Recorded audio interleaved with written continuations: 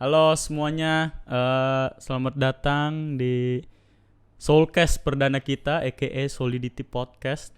Ya, yang pastinya bintang tamu yang pertama kita udah bisa ditebak ya, harus Bapak Gembala kita sendiri, Paniko Kili-Kili. Ya. Tepuk tangan dong guys, gimana sih? Ya, yang sekaligus juga bokap gue sendiri ya. Oke, di sini kita bakal cerita-cerita lah gimana zaman dulunya ya kan. Coba dong Paniko cerita dulu kisah zaman masih mudanya gimana dulu. Ya, puji Tuhan, Ya, haleluya. gituan. Zaman mudanya itu saya terlahir dari keluarga yang broken home. Papa saya seorang PNS dulu ya, sebelum jadi lawyer itu PNS di Makassar. Dia 19 tahun jadi PNS, menikah dengan mama saya, lalu punya 7 saudara. Dan sejak kecil kami hidup selama waktu di Makassar, hidup baik-baik aja. Begitu pindah ke Jakarta, Papa mulai mengundurkan diri dari PNS, lalu jadi seorang lawyer. Nah, di Jakarta ketika dia jadi lawyer, secara profesi dia sukses, tetapi di dalam rumah tangga dia gagal. Ya. Karena kehidupannya selama jadi lawyer lebih banyak menikah dengan wanita lain. Kemudian kita anak-anaknya banyak ya seringkali tidak diperhatikan. Sehingga jadilah kami keluarga broken home. Jadi masa kecil itu saya sejak kelas 4 SD itu sudah merokok dan mabuk-mabukan. Waduh. Nah, sejak kelas 4 SD. Berarti nakalnya kita nggak ada ininya ya. Nah, dari kecil itu juga suka sering berkelahi karena dari kecil memang papa sendiri sudah ajarin kami itu bela diri. Jadi kalau lagi berantem nggak boleh nangis. Kalau nangis nggak dikasih jajan. Sehingga dari kecil memang sudah nakal, Udah keras ya. sudah keras, kehidupan yang keras. Terus sering diadu juga. Iya. Waktu kecil sering diadu, berantem sama kakak saya yang paling tua, namanya Hendrik Kili-Kili. Kebetulan ada di luar ya. Sering berantem, sering ribut dengan anak-anak sepantaran saya maupun ada di atas saya, dikit di atas saya. Lalu di sekolahan juga begitu, sering berkelahi sampai terbawa sampai di SMA. Tapi kan tadi bilang papanya tuh dulu main cewek gitu lah ya. Sempet ada rasa sakit hati nggak terhadap? Oh, sakit hati tuh sakit hati banget, ya kan? Karena main perempuan itulah akhirnya kita jadi terlantar, ya, nggak diperhatikan. Yeah. Jadi papa saya itu dia berpikir bahwa dengan kasih uang bisa nenangin hati anak-anaknya, tapi ternyata itu Enggak. bukan jaminan. Uang itu bukan jaminan untuk buat kita bahagia. Terus apa? Coba cerita lagi pas udah mulai remaja lah, SMA ke atas tuh pergaulan Paniko nih gimana sih? SMA ke atas itu pergaulan bebas. Sering mabuk-mabukan, pakai ganja, terus kemudian ya sering berkelahi. Ya pergaulannya pergaulan bebas lah. Yeah. Hidupnya nggak karuan. Jarang gereja juga. Tapi apa? Saya dengar sempet denger tuh pas zaman muda walaupun sering berkelahi tetap berdoa gitu, tetap rajin nggak kalau doa-doa gitu? Oh ya, kalau doa rajin, baca Alkitab rajin. Berdoa kalau mau berkelahi itu malah berdoa dulu. Takut mati juga. Nah, Tapi gerejanya ini sekali setahun, setiap Sekali- Natalan. Kristen Natal. Terus kan orang-orang udah pada tahu lah ya, Pak Niko nih pernah masuk geng Hercules. Itu umur berapa tuh masuk, bener-bener masuk geng? Oh, masuk gengnya kakak Hercules itu sekitar umur 23 tahun. Hmm, 23 masih muda tahun. banget sih. Iya. Jadi sebetulnya saya ini sudah bertobat tahun 1992. Waktu bertobat itu di Kalimantan Barat. Nah, waktu itu ada seorang pendeta namanya Pendeta Lambert Boseren. Nah, pada saat itu pendeta ini saya juga nggak tahu kalau dia lagi perhatikan kita ribut dengan Satpol PP waktu itu. Iya. Pendeta Lambert Boseren ini dia mantan petinju dari Papua. Lalu waktu Satpol PP mau turunin plang lembaga papa saya, karena papa saya dulu gugat Gubernur Kalimantan Barat, lalu namanya Pak Parjoko Suryo Kusumo, lalu mereka nggak senang dengan papa saya di Kalimantan Barat karena buka bobroknya Pemda Kalimantan Barat pada saat itu. Akhirnya mereka mau turunin plang lembaga papa saya waktu itu. Akhirnya kita ribut di situ. Akhirnya diproses karena ada polisi di situ kan. Kita diproses, singkat cerita. Waktu itu Tapi Jordan Salu tuh walaupun sakit hati tetap bela papa ya. iya, itu luar biasa. Iya, makanya. Orang tua tetap orang tua, ya. Jadi akhirnya waktu itu oleh Pendeta Lambert Boseren ini dia perkenalkan saya dengan Tuhan Yesus. Ya, amin. Dulu saya tahu Tuhan Yesus, tapi saya tidak kenal pribadi Tuhan Yesus seperti apa. Nah, waktu itu oleh Pendeta Lambert Boseren ini dia perkenalkan saya dengan Tuhan Yesus, sehingga singkat cerita saya terima Tuhan Yesus sebagai Tuhan dan Juru Selamat. Lalu bertobat. Nah, tapi tobatnya tobat tomat, habis tobat kumat. Lalu setelah itu dibawalah ke Pendeta Tony Hidayat. Saya dibawa oleh Pendeta Lambert Boseren ini ketemu dengan Pendeta Tony Hidayat, Gembala Sungai Yordan Kalimantan Barat saat ini. Lalu disitulah Pendeta Tony tanya-tanya, dan waktu saya ditanya oleh Pendeta Tony Hidayat, saya kaget. Sementara ngobrol dengan Pendeta Tony Hidayat bilang, "Niko, saya minta parang di belakang kamu." Waduh. Wah, Padahal Dia Pak Niko nggak ngasih tahu. nggak ngasih tahu kalau ada bawa parang. Jadi kan bawa pakai jaket. Iya, belakang Nah, parang. kalau orang Kalimantan Barat bilang mandau. Mandau, oh ya. Jadi mandau di belakang. Tiba-tiba begitu ngobrol-ngobrol dengan Pak Tony bilang minta mandau Niko, mandau di belakang kamu. Saya kaget, langsung saya kasih itu mandau. Sementara ngobrol-ngobrol dengan dia lagi, minta celurit. Ada celurit kecil, kecil begini celuritnya, Oh, gokil kecil-kecil, juga. kecil gini. Tapi celurit itu racun. Jadi kalau nyolek orang gini 5 menit bisa mati. Mati langsung. Mati langsung karena racun. Kalau terlambat dibawa ke rumah sakit, mati 5 menit racunnya udah masuk ke badan semua. Lalu udah, kan itu celurit kecil, Iya. kok dia bisa tahu kan gitu kan? Dalam hati jangan-jangan ini dukun ini. Wah, ini perlu berguru juga sama dia nih. Sementara ngobrol lagi, Pendeta Tony Hidayat bilang, minta akar di dompet kamu. Tambah kaget lagi saya. Itu Akhirnya dia ngomongnya langsung spontan aja gitu. spontan gitu. Nah, itulah kuasa Tuhan. Nah, tadinya kan saya nggak tahu kalau itu pendeta kan. Saya tahu ini dukun. Ini saya perlu berguru sama dia nih. Kok dia tahu semua yang ada dalam diri saya kan? Saya cabut dompet, saya serahkan itu akar ke dia.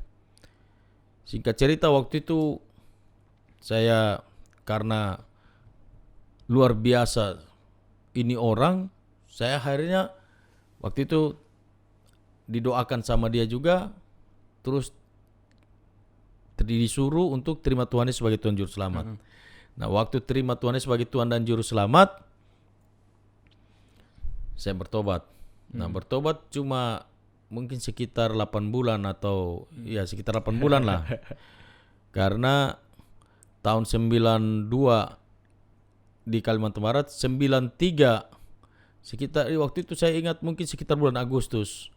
Lalu sekitar Januari atau Februari saya udah kembali lagi ke Jakarta. 93 berarti umur 24 ya? Ya. 24 ya. Nah, waktu kembali ke Jakarta,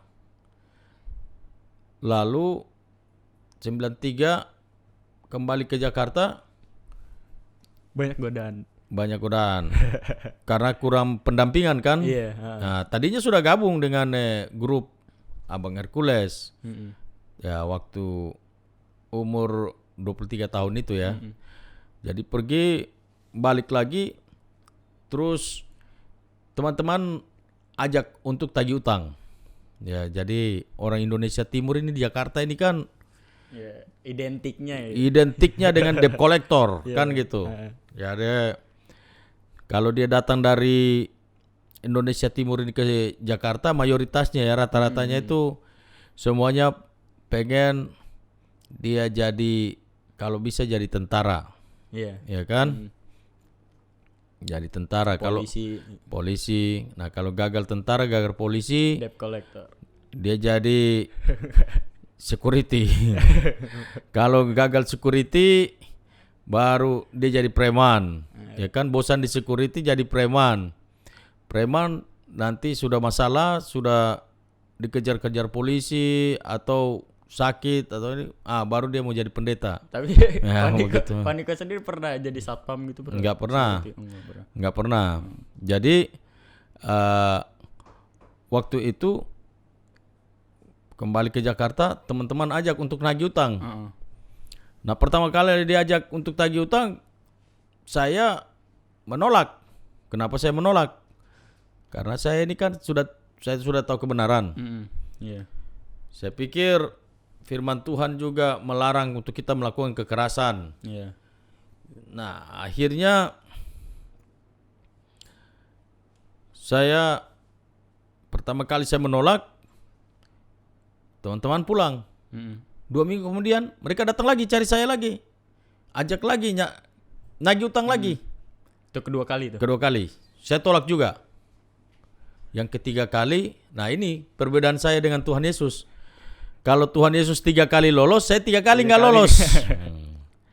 Waktu yang ketiga kali saya lihat jumlahnya, wah Besar. lumayan besar nih. Wah, ini nagih berhasil. Wah, punya uang banyak ini. Kalau berhasil punya uang banyak. Jadi saya pikir saya coba-coba. Kalau saya berhasil saya berhenti, nggak berhasil juga saya berhenti. Saya pergilah nagih, jalan nagih. Tahu-tahu saya berhasil. Kita transaksi di Gajah Mada Plaza dengan kakak saya Ferry Kili-Kili. Iya. Tapi berhenti gak? Wah, begitu lihat jumlah uang banyak sudah rasa itu, wah uang gede. Akhirnya ke bawah terus. Makanya saya mau ingatkan, jangan hati-hati, jangan coba-coba dengan dosa, nanti sekali jatuh ulang-ulang. Ya, dengar ya anak muda ya. Jangan coba-coba sama dosa. Akhirnya, nah waktu itu terus akhirnya berlanjut. Udah rasa punya uang banyak, mulai pesta pora lagi, mabuk-mabukan lagi. Dan satu waktu saya dikasih kuasa bersama kakak saya Ferry Kili-Kili, kita dengan Henry Kili-Kili juga. Kita dikasih kuasa untuk untuk kuasai tanah di daerah Jelambar. Akhirnya waktu itu kita eksekusi tanah dari Jelambar. Pergi ke sana dalam jumlah yang sedikit, kita 18 orang lawan 100 orang lebih. Mungkin sekitar 150 orang. Nah, kita sudah coba secara persuasif, kita bicara baik-baik supaya masalah ini kita selesaikan baik-baik. Jadi saya sendiri bilang ke pihak lawan, saya bilang kasus ini kan sedang di pengadilan. Jadi kita sama-sama aja duduk di lokasi ini. Iya. Karena kalian juga punya surat kuasa, punya sertifikat, saya juga punya surat kuasa, punya sertifikat juga. Nah, kita nggak usah ribut-ribut. Nah, sambil menunggu kita duduk di lokasi sini Siapa yang sama-sama. menang di pengadilan dia yang ambil. Siapa yang mengenang di pengadilan, yang kalah legowo, mundur, keluar dari lokasi ini. Nah, seperti itu. Tapi mereka nggak mau. Mereka pilih perang. Saya waktu itu ingat tahun 94 jam 4 sore hari Jumat tanggal 4 tahun 94. Nah, waktu itu kita ribut karena perkelahian tidak bisa dielakkan lagi, mereka memaksa untuk kita perang, akhirnya kita perang lah. Ribut, kita bantai-bantian di situ. Akhirnya berjatuhanlah korban. Pak Niko juga ada. Saya ada di situ. Enggak, maksudnya ada jatuhin korban juga. Iya, saya justru tikam korbannya. Iya. Ya, lalu ditangkap, dibawa di Polres Jakarta Barat. Tapi apa maksudnya jatuhin korban gitu tuh ada rasa bersalah nggak sih? Pada saat itu ya, pada waktu itu tuh ada rasa bersalah nggak? Ya, karena kita ini profesionalisme kita di situ, kita kerjanya di situ, cari makannya di situ. Kita sudah coba persuasif tapi kita diserang ya, kita bela diri kan. Daripada saya mati lebih baik dia mati kan gitu. Akhirnya bela diri. Logik. Iya, akhirnya dia korban, kita ditangkap, dibawa di Polres Jakarta Barat. Nah, sampai di sana kan kita karena kita bela diri, ya akhirnya sempat ditahan, tapi tidak berapa lama keluar. Iya. Keluar itu lalu gabung lagi dengan Kakak Hercules di Tanah Abang. Iya. Tahun 94 gabung lagi.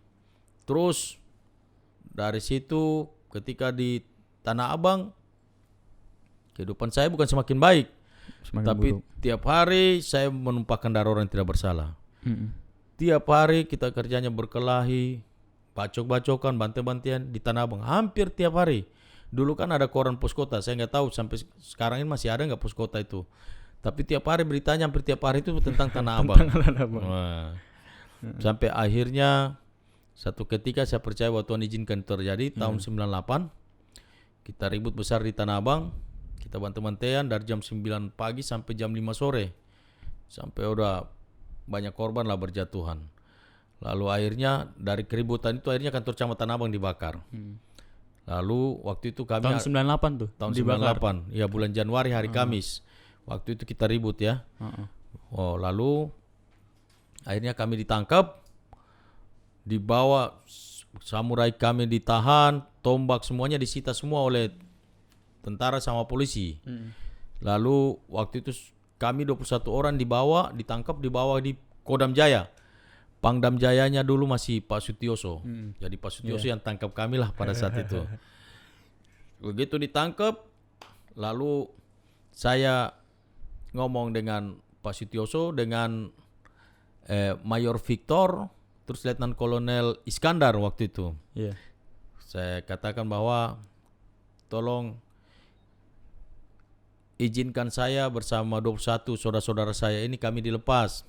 Dan saya janji bahwa ketika kami dilepas, saya tidak akan buat keributan lagi Tanah Abang. Seandainya saya buat keributan lagi Tanah Abang, saya siap ditembak di tempat.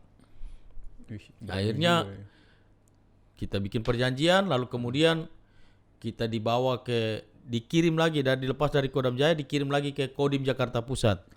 Nah, komandan Kodim waktu itu masih Pak Muldoko, Panglima TNI kita yang sekarang jadi Kepala Staf Kepresidenan. Ya, dari situ lalu kita dibina lagi oleh Pak Muldoko dan akhirnya kita dilepas. Iya. Kita dilepas, tapi bagi seorang gangster itu perjanjian seperti itu biasa. Setelah buat keluar bikin lagi. Lalu kita dipakai lagi untuk eksekusi. Eksekusi tanah di daerah Mampang, Mampang Perapatan. Itu di seberangnya Trans TV. Ribut lagi. Eksekusi tanah di situ ribut lagi. Begitu ribut, terjadi lagi korban di situ lagi. Ditangkap lagi, diproses lagi di Polda Metro Jaya. Begitu diproses di Polda Metro Jaya, setelah itu periksa, lepas lagi. Setelah diperiksa, ditahan sebentar, kemudian dilepas lagi. Nah, kita punya tombak, parang apa semuanya disita sama polisi waktu itu. Nah, setelah dilepas, kehidupan saya bukan tambah baik, Malah tambah buruk lagi. tambah buruk. Jadi dari tiap hari dari satu diskotik ke diskotik yang lain. Sampai pokoknya hancur-hancuran lah. Dari satu diskotik ke diskotik yang lain. Hari Minggu saya tidak pernah berada di gereja. Tapi doa sama baca Alkitab tetap. Doa, pulang ke rumah, doa, baca Alkitab tetap. Ya kan? Tapi keluar Jangankan ini, mau pukul orang aja, doa Bapa kami dulu baru pukul orang. Kan gitu. Nah, jadi pada saat itu dari tiap hari Minggu cuma gitu. Saya kalau pulang ke rumah itu cuma antar uang belanja aja ke anak istri saya. Datang pulang ke rumah, antar uang belanja, setelah itu ke diskotik lagi. Jadi saya ini bukan cuma pembunuh bayaran, tetapi saya juga pecandu narkoba berat. Karena waktu itu saya pakai sabu-sabu, saya pakai ekstasi, saya pakai heroin. Jadi karena dapatnya itu gampang sekali kan. Di dunia gangster begitu kan, kita yang namanya narkoba itu gampang lah buat kita. Banyak ya. Banyak. Nah, waktu itu juga kan tidak terlalu ketat seperti sekarang. Nah, gitu. Lalu akhirnya tiap hari Minggu selalu kerjanya cuma gitu. Nah, hidup saya semakin sombong, semakin angkuh. Saya pikirkan orang sangat takut dengan grup Hercules ini kan. Jadi apalagi kita masuk diskotik, kalau sudah ini jarang ada yang jarang bayar kan gitu. Masuk minum gratis, makan gratis, semuanya serba gratis semua. Pada takut. Pada takut kan. Nah, akhirnya satu ketika saya percaya bahwa Tuhan izinkan itu terjadi. Karena saya sudah terlalu sombong, terlalu angkuh. Ada dalam Yeremia 17 ayat 5 dikatakan bahwa terkutuklah manusia melanggar manusia, manusia melanggar kekuasaan sendiri yang hatinya menjauh daripada Tuhan. Amin. Dan di ayatnya yang ketujuh dikatakan bahwa diberkatilah orang yang berharap pada Tuhan. Nah, cuma karena saya udah terlalu sombong, terlalu angkuh dengan kehidupan saya pikir segala sesuatu gampang. Uang juga saya dapat karena kekuatan saya, karena pikiran saya sendiri, karena memang saya, ya kita hebat di dunia gangster. Akhirnya bisa dapat uang gampang seperti itu ya. Akhirnya karena terlalu sombong, terlalu angkuh, satu ketika saya percaya bahwa Tuhan izinkan itu terjadi. Waktu saya di diskotik Kaliber, saya kawal salah satu pilot, petinggi di negeri inilah. Saya tidak perlu sebut nama petingginya. Nah, waktu saya kawal dia kasih saya ekstasi. Padahal saya waktu itu sudah pakai sabu-sabu. Dan akhirnya waktu dia kasih saya ekstasi, saya pikir, wah ini inek. Kalau diskotik, istilah diskotik bilang kan inek. Nah, dia udah kasih saya inek. Saya pikir inek dari Belanda ini sayang kalau nggak dipakai. Akhirnya saya pakailah inek itu. Padahal udah sabu semua udah pakai. Udah pakai sabu, dikasih inek lagi. Nah, waktu kasih inek lah, saya overdosis. Padahal saya udah sering overdosis, tapi itu overdosis yang paling parah. Tuhan tegur melalui itu. Lalu saya dilarikan ke rumah sakit Cipto Mangunkusumo. Dalam keadaan jantung kencang sekali. Lalu waktu perjalanan ke rumah sakit Cipto Mangunkusumo itu dingin deh naik dari kaki. Perlahan sampai di leher. Udah sampai di leher. Lalu dalam perjalanan itu saya lihat bayangan dosa saya itu seperti film. Mulai dari waktu masih masa kecil itu suka nyuri kedondong orang, suka nyuri. Itu pas masih di perjalanan ambulans tuh. Perjalanan bukan ambulans, mobil. Oh, mobil. Iya. Diantar pakai mobil. Ah, jadi saya lihat bayang dosa saya waktu masih kecil. Baru dingin itu dia udah naik dari kaki nih, perlahan udah sampai leher kan. Terus saya lihat bayang dosa saya seperti film. Saya lihat, wah ini saya mati pasti masuk neraka ini. Jadi semua dosa saya itu kelihatan dari suka cuci. Tapi masih sadar gak sih maksudnya? Antara sadar dan tidak. Lalu saya lihat bahwa waktu kecil kan dia suka kenakalan remaja kan kita suka nyuri-nyuri Iya. kedondong tetangga kan. Nah terus suka nyuri ayam orang juga. Apalagi di kampung kan. Iya, ayam orang itu kita suka potong, sembeli. Kalau masuk di rumah kita kan udah kayak punya kita sendiri. Malah malam minggu kita sering nyuri-nyuri ayam orang, kita panggang kayak ayam kita kan. Ya kenakalan remaja lah, biasalah. Sampai dosa-dosa orang yang saya bunuh. Itu kelihatan seperti film. Akhirnya waktu itu saya cuma ingat satu lagu sekolah minggu. Yesus, Yesus, dokterku yang baik, dokter dunia tak sama dia. Saya sakit, dia sembuhkan. Yesus, dokterku yang baik. Jadi saya nyanyi lagu itu ulang-ulang. Karena saya pikir, wah ini pasti saya mati dan masuk neraka nih. Tidak ada lagi pengampunan buat saya. Nah akhirnya ketika itu Tuhan melalui suster. Tuhan, saya percaya bahwa Tuhan pakai suster itu. Amin. Datang. Ya, karena Tuhan kan bisa pakai siapa aja kan. Iya, Tuhan bisa pakai aja siapa aja. Nah, suster itu dia tanya, namanya Suster Paulina. Saya baca saya tahu Suster Paulina karena saya baca papan namanya kan. Saya Suster Paulina. Oh, tapi masih bisa ngelihat gitu, masih bisa. Masih bisa. Jadi antara sadar dan tidak. Oh ya gini-gini. Iya, pokoknya lihat tapi kayak itu kan. Iya. Antara sadar dan tidak saya lihat. Saya baca kayak Suster Paulina gitu kan. Saya ingat, tapi setelah saya sadar juga saya lihat juga, oh itu loh Suster Paulina. Waktu saya lihat itu suster itu dia bertanya begini, dia tanya, Bapak orang Kristen. Dan saya percaya bahwa pasti Roh Kudus yang beritahu dia. Roh Kudus yang kasih tahu dia nangkap kata Yesus itu karena lidah saya waktu itu udah pelo. Saya nyanyi dalam keadaan tidak sadar. Soalnya udah pendek kan, lidah udah pendek. Jadi antara sadar dan tidak sadar, saya dengar juga suara dia jauh sekali, padahal dia berdiri samping saya. Dia tanya, Bapak orang Kristen? Saya ngangguk. Sudah berkeluarga? Saya ngangguk. Sudah punya anak? Sepertinya saya komunikasi dengan dia. Saya bilang anak saya 2. Nah waktu itu anak saya 2, sekarang 3. Ya. Siapa tuh satu? Udah gede-gede. Satu yang 2-nya itu waktu itu baru Joanda. Namanya Joanda Rifamda Kili-Kili, sekarang sudah married. Jessica Saklin Sarsi Kili-Kili juga sudah married. Yang ketiga namanya Jordan Jefta Yusuf Kili-Kili. Yang lagi wawancara saya juga. Ya, kan begitu. Gitu guys. Nah, jadi waktu itu Jordan ini belum lahir. Iya. Nah, lalu setelah itu saya bilang anak saya 2. Lalu saya bilang, Suster tolong doakan saya karena sebentar lagi saya akan mati. Kenapa saya bilang sebentar lagi saya akan mati? Karena saya tahu dosa apa yang sudah saya lakukan.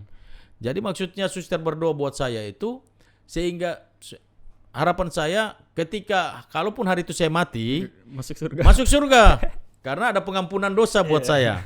Sudah ada pengampunan dosa. Akhirnya suster itu bilang, iya Pak, saya mau berdoa untuk Bapak. Tapi nanti kalau sudah sembuh jangan pakai narkoba lagi ya. Saya ngangguk.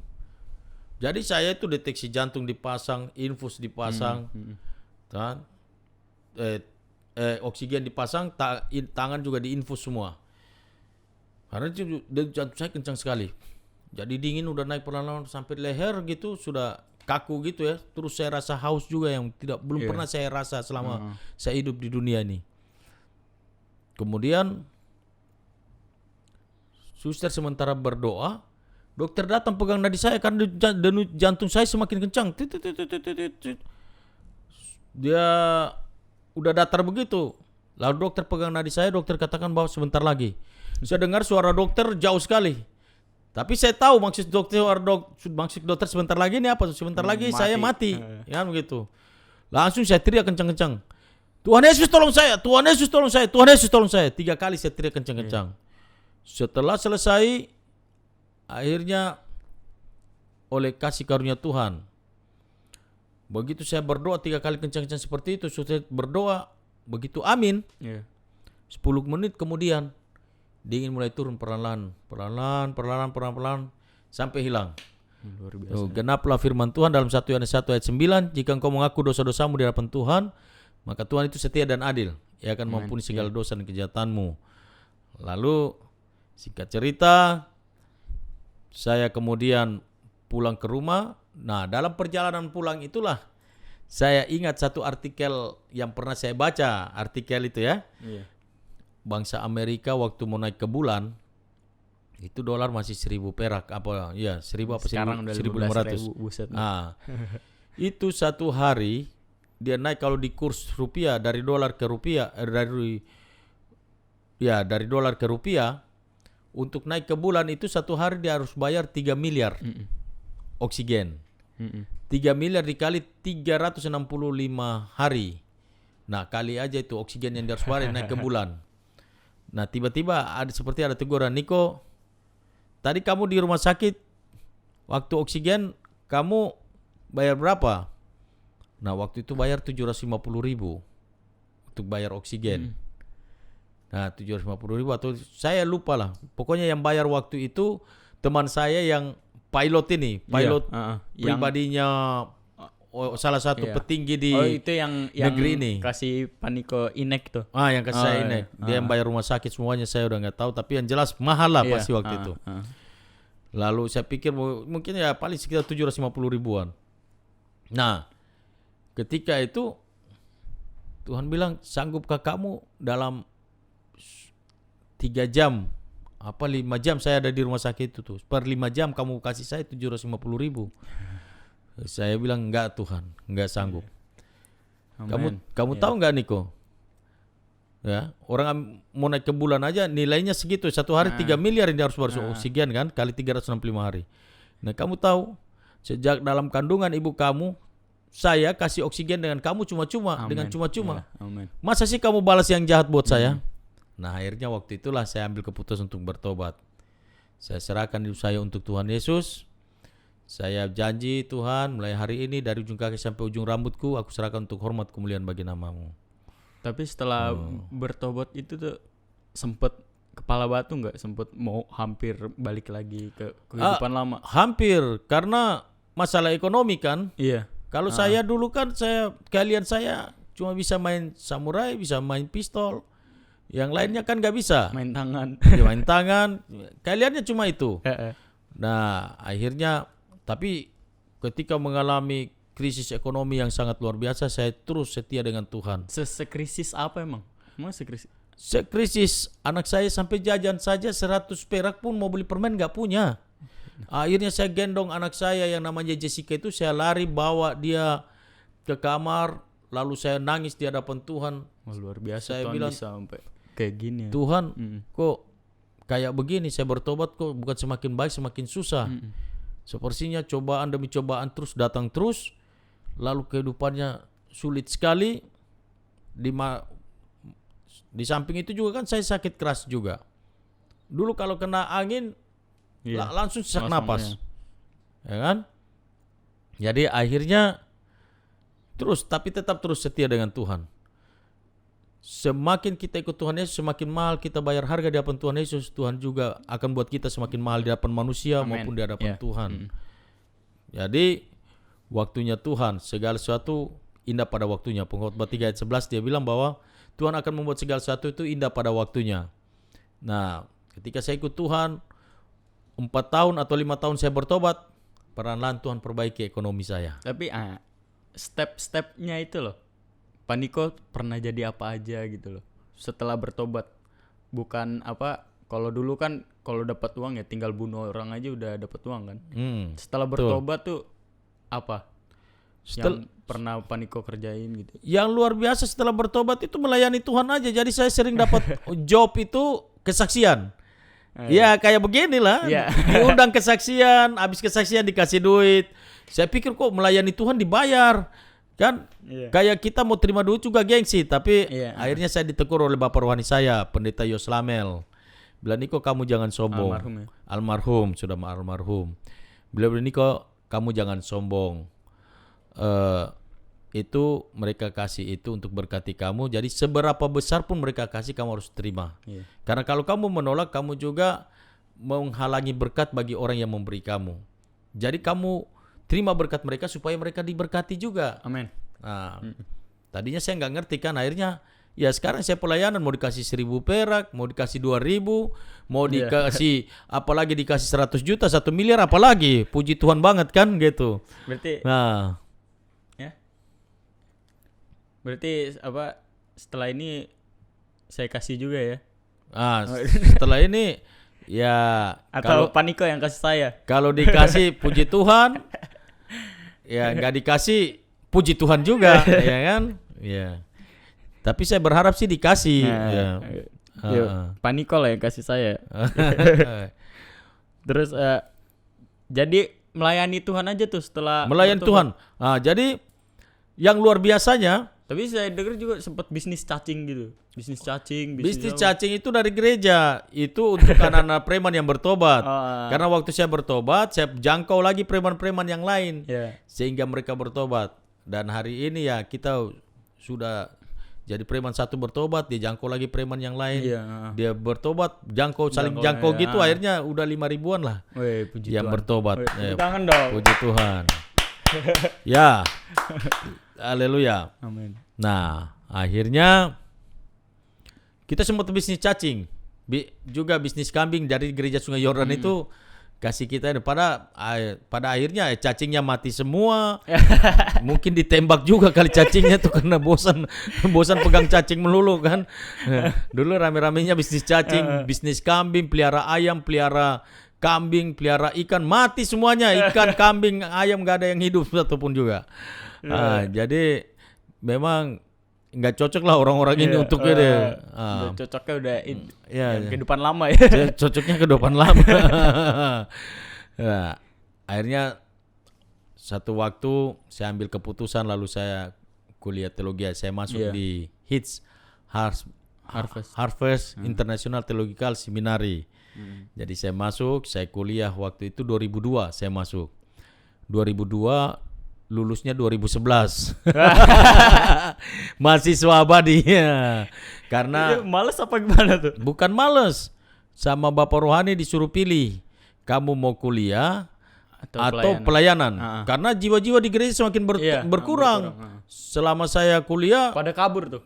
iya semakin berkurang kan. Jadi akhirnya dipanggil oleh almarhum Presiden Sungai Yordan, biasa kami sebut ya, Presiden Sungai Yordan, Pendeta Dr. Yos Lamel bilang, Niko, kamu pilih cuma 2. Orangnya kan tegas sekali kan, dan itu panutan saya. Itu sebagai pahlawan dalam hidup saya. Dan dia secara ini kasih motivasi buat saya, sehingga saya bersemangat untuk di dalam hidup. Jadi dia tanya, Niko kamu pilih 2, salah satu di antara 2, mau pelayanan atau kuliah? Kalau kamu pilih kuliah, kamu berhenti pelayanan. Kamu pilih pelayanan, berhenti kuliah. Akhirnya saya bilang, pilih pelayanan om, karena saya utamakan jiwa-jiwa. Nah akhirnya baru setelah. Nah ini yang susah ya, kan kadang kan di kehidupan juga suka disuruh gitu kan, Tuhan mau pilih gua apa dunia gitu. Nah itu dia. Nah, terus yang bikin Paniko tuh, enggak, gue pengen pilih pelayanan aja. Itu emang dari hati spontan atau mungkin karena takut sama payos? dari hati. Jadi karena hatinya Pak Yos ini, hatinya Presiden Sungai Yordan ini, almarhum ini, hatinya jiwa. Iya. Apapun uangnya, sebanyak apapun untuk jiwa-jiwa, supaya jiwa-jiwa ini terselamatkan. Emang dari dulu sampai sekarang ya? Dari dulu sampai sekarang. Jadi akhirnya ya saya juga hatinya sama seperti beliau juga. Iya. Amin. Ya saya pilih jiwa-jiwa, akan begitu. Akhirnya ketika saya pilih pelayanan, jiwa bertambah lagi. Amin. Ya sampai sekarang lah, ya kan. Nah, akhirnya Tuhan bawa terus. Tuhan bawa, saya nggak tahu, tiba-tiba kok saya disuruh kuliah hukum. Nah waktu itu kan karena saya sempat Tuhan izinkan punya tambang nikel lah di Halmahera Timur. Satu perusahaan dengan mantan Menteri Perdagangan Pak Enggar Siatsulu kita. Ya kan, Pak Enggar komisaris utamanya, saya direktur utamanya waktu itu. Jadi ya menikmatilah berkat-berkat Tuhan yang luar biasa.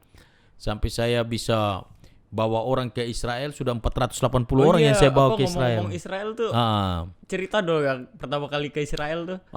Iya. Jadi juga loh. Pertama kali saya mau ke Israel itu motivasi juga nih. Jadi pertama kali saya ke Israel itu saya nggak punya uang sama sekali. Saya nggak punya duit. Akhirnya waktu itu cuma iman saya yang mengatakan bahwa saya mau ke Israel. Lalu saya berdoa ke Tuhan, saya bilang, Tuhan Yesus, saya mau berangkat ke Israel, tapi saya nggak punya uang. Tolong saya supaya saya bisa berangkat ke Israel. Jadi saya berdoa sampai saya 2 puasa. Lalu akhirnya dengan cara Tuhan yang ajaib, saya bisa berangkat ke Israel walaupun nggak punya uang. Iya. Nah, orang kan pasti bingung. Iya. Bertanya, kok nggak punya uang bisa ke Israel? Pede aja udah. Iya kan? Bertanya gitu. Nah, waktu kita mau berangkat ke Israel itu kan kita harus store paspor dulu. Iya. Kasih paspor plus DP uang $500. Pada saat itu berapa tuh? Pada saat itu $500 Iya. harus di-store sebagai Enggak, DP-nya. maksudnya berapa nilai rupiah? Nilai rupiah itu sekitar karena cuma 7 hari kan, Iya. keberangkatan 7 hari itu sekitar 16 apa 17 jutaan lah gitu lah. Nah, akhirnya saya orang lain DP, saya nggak DP karena saya nggak punya uang. Lalu waktu itu dimasukinlah paspor, terus sama sekretaris gereja, sekretarisnya pendeta Dr. Jos Lamel ini, bapak rohani saya ini, saya diminta DP-nya. Saya bilang, udah, saya nggak usah pakai DP, nanti hari hanya langsung saya berangkat, saya bayar, saya lunasin sekalian.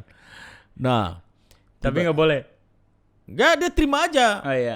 Dia terima, mungkin karena takut juga Iya, kan, karena takut dia terima gitu kan. Tahu background ya. Tahu backgroundnya kan, jadi dia terima. Nah, waktu dia terima itu, Ibu Wiwin namanya ya, sekretarisnya ini namanya Ibu Wiwin. Nah, waktu dia terima, nggak taunya teman saya mungkin sekitar 2 minggu atau 3 minggu, Iya. teman saya namanya pendeta Johnny Karau. Iya. Pendeta- Johnny Corral. Johnny Karau, ya pelatih musiknya Hots ini, ya kan, pelatih drummernya, Pelatih drum. nah, drumnya kan, Saya, iya. dia datang bilang, Brur, saya mau kasih tahu Brur, tapi jangan bilang kalau saya yang bilang ya. Kenapa? Brur nggak masuk dalam daftar berangkat ke Israel. Wah, saya dengar itu saya marah, kesel kan, Emosi. Saya langsung telepon ini sekretarisnya pendeta Dr. Jos Lamel ini, almarhum ini, Presiden Sungai Yordan, almarhum. Saya telepon, saya bilang, Mbak Win, saya dengar katanya saya nggak dimasukin dalam daftar berangkat ke Israel ya. Oh iya kan, Bung Niko kan belum store $500. Saya bilang, Mbak Win, kamu tunggu saya situ ya, saya bawain kamu samurai. Dia ketakutan, akhirnya nangis-nangis dia. Dia lapor ke suaminya. Ya, kakak rohani saya juga, Abang Bastian, Abang Sebastian Napitupulu. Maaf ya Tante Wiwin ya. Nah, pendeta Sebastian. Nah, lalu akhirnya saya ditelepon sama suaminya. Katanya suaminya telepon, Niko, kamu apain kakakmu? Katanya gitu. Akhirnya saya bilang, oh enggak, saya bercanda tuh bang. Iya, tapi kakakmu ketakutan, nggak mau pulang dia. Saya bilang nggak pulang aja udah. Nangis-nangis gitu juga. Nangis, sampai ketakutan, gemetar kan.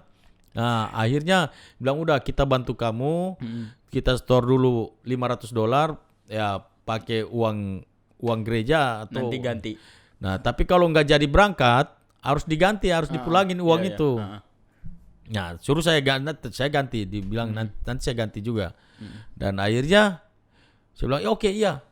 Oke, siap. Nanti pokoknya begitu kalau saya nggak berangkat saya pulangin yang $500-nya itu. Dulu melaratnya parah ya. Parah. Nah, jadi akhirnya saya berdoa. Nah, Markus 11 ayat 24 katakan bahwa kita berdoa, percaya, kita menerima. Amin. Nah, jadi saya percaya, saya berdoa, saya percaya, saya menerima, maka akan diberikan padamu. Nah, saya cuma berdoa, saya tiap hari mengucap syukur, Tuhan terima kasih untuk kesempatan yang Tuhan berikan bagi saya untuk berangkat ke Israel. Terima kasih Tuhan. Tiap hari saya kayak orang gila, cuma bilang terima kasih Tuhan saya sudah berangkat ke Israel. Terima kasih saya berangkat ke Israel. Nah, sementara berdoa, saya juga intip saya punya rekening. Ada transferan nggak masuk ke rekening saya? Kosong mulu. Lihat kosong melulu, nggak ada yang transfer. Akhirnya waktunya Tuhan. Waktunya Tuhan, karena saya beriman, saya pasti berangkat. Lalu begitu 3 hari sebelum itu ditelepon sama Ibu Wiwin. Dia bilang, Bung Niko, waktu dia telepon pertama saya nggak mau angkat. Karena saya lihat kan rekening saya masih kosong. Saya pasti dia tanya nih uang pelunasan ini. Nanya, dia telepon saya nggak mau angkat. Tapi saya pikir, ini berani harus Iya. berani berbuat, berani bertanggung jawab. Ini kembaliin $500 ini. Iya. Ya kan? Nah, tapi sebelumnya itu 1 minggu sebelumnya dia udah telepon saya juga untuk ngingatin bahwa nanti 3 hari sebelum berangkat sudah harus lunas semuanya. Iya. Saya bilang ya pokoknya jam 1, pokoknya sebelum berangkat saya akan lunasin lah. Berarti modal pede sama iman aja tuh. Pede sama iman, ya kan? Ternyata Tuhan Yesus itu dahsyat, Ya, kan gitu. Amin, iya. Nah, begitu 3 hari sebelumnya dia telepon lagi. Waktu dia telepon saya nggak berani angkat. Saya nggak berani angkat. Pokoknya saya nggak angkat. Tapi dia telepon terus ulang-ulang. Saya lihat, wah ini sekitar 10 apa 11 kali gitu. Saya berani bertanggung jawab. Saya angkat telepon, saya bilang, pokoknya Mbak Win tenang aja, jam 1 siang saya lunasin itu. Semua, saya lunasin. Dia bilang, oke Bung ya, saya tunggu ya jam 1 ya. Begitu jam 1, sementara saya ngomong gitu, saya pergi lihat lagi ke rekening. Nggak ada juga transferan. Saya bilang, wah selesai sudah ini. Begitu jam 1 dia telepon, saya udah nggak mau angkat. Dia telepon ulang. Akhirnya saya pikir, udah saya angkat lah. Kalau memang nggak jadi berangkat ya sudah. Tapi saya beriman bahwa saya tetap berangkat. Begitu dia telepon, dia bilang, Bung Niko terima kasih. Uangnya sudah masuk semuanya. Bung Niko tinggal berangkat saja. Nah saya nggak tahu siapa yang bayar saya. Itu bingungnya parah tuh. Parah. Wow, saya berlutut nangis. Saya terima kasih sama Tuhan Yesus ulang-ulang saya. Waduh, pokoknya senang banget lah. Tapi istri mama gimana tuh? Pas tahu ternyata berangkat. Oh, kaget semua. Ini pertama kali ke Israel ini kan. Waduh, kaget, nggak nyangka, ya kan? Nggak percaya juga. Tapi kenyataannya begitu kan. Akhirnya singkat cerita, kita berangkat ke Israel. Waktu berangkat ke Israel, uang di kantong itu cuma 300.000. Iya. Mau tukar dolar, Itu dapat malu. apaan? Iya kan? Apalagi dolar waktu itu tinggi sekali waktu itu kan. Akhirnya saya minta patungan dengan pendeta Johnny Karau. Yang tadi kan pelatih Johnny, musik kan. yeah. Ya, jadi saya minta patungan, bilang, "Bro, uang ada berapa? Bro punya duit berapa?" 500.000. Udah, gabung dengan saya punya 300.000. Kita tukar dolar. Dia jawab apa? Bro, nggak usah pikir souvenir, nggak usah pikir oleh-oleh buat keluarga lah. Injak Israel lah. Kita injak Israel udah puji Tuhan katanya. Nah, kita berangkatlah ke Israel. Berangkat ke Israel. Nah, waktu sampai di Israel waktu itu di Danau Galilea itulah saya berdoa, saya bilang, Tuhan izinkan saya. Danau Galilea ya? Ya, di Danau Galilea. Saya bilang, Tuhan izinkan saya 12 kali saya berada di Israel. Dan saya janji ketika saya balik ke Israel, saya akan bawa orang-orang yang gak punya uang sama seperti saya. Jadi itu janji iman. Iya, janji iman. Walaupun waktu itu sama sekali Nggak ada uang. Tetapi saya janji nanti saya balik saya mau bawa orang. Dan saya berdoa.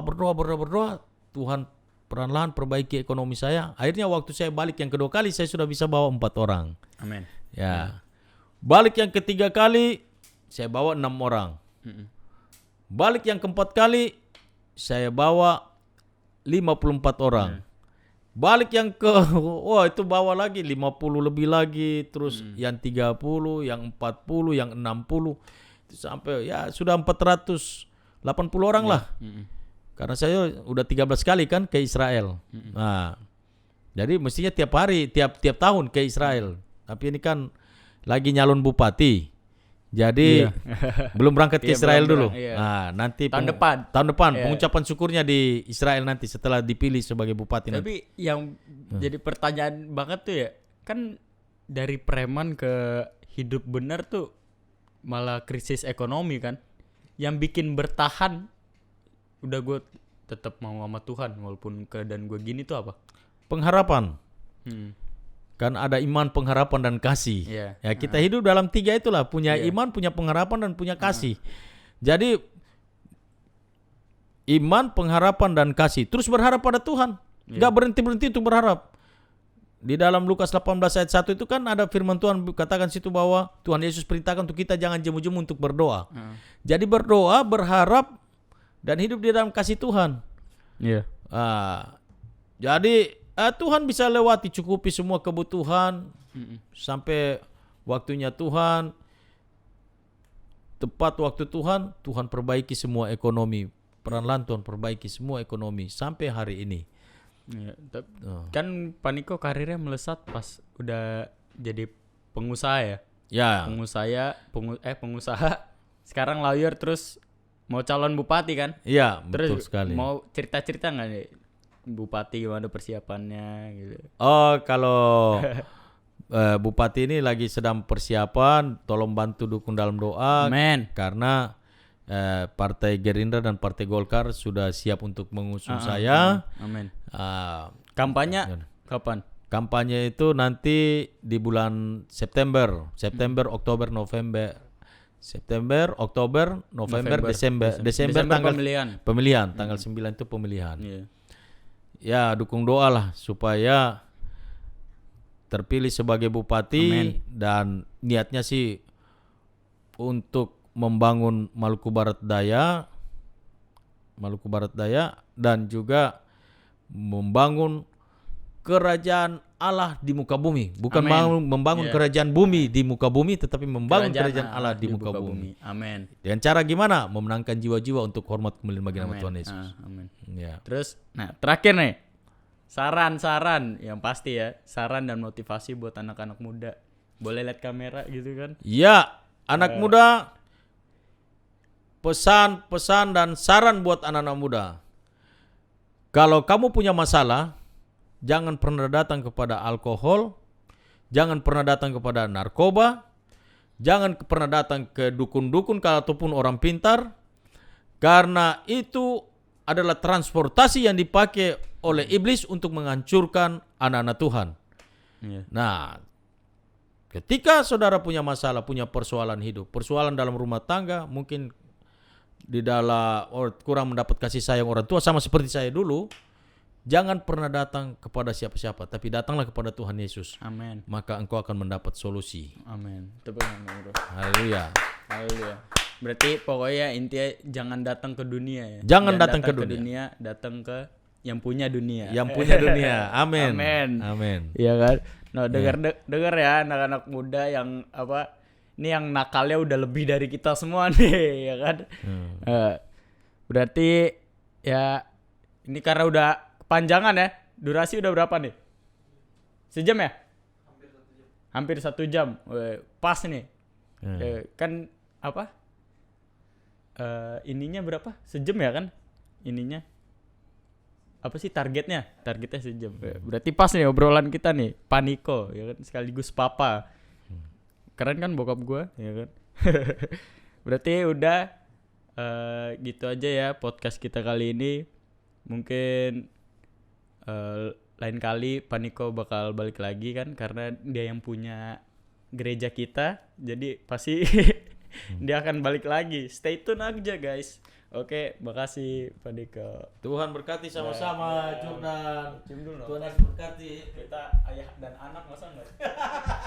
Masa enggak cium? Jadi pelita-pelita Jordan nih. Disuruh harus cepat jam 8, tidak on time. Gue nyuruh-nyuruh preman nih, mau apa lu? Oke guys, gitu aja ya.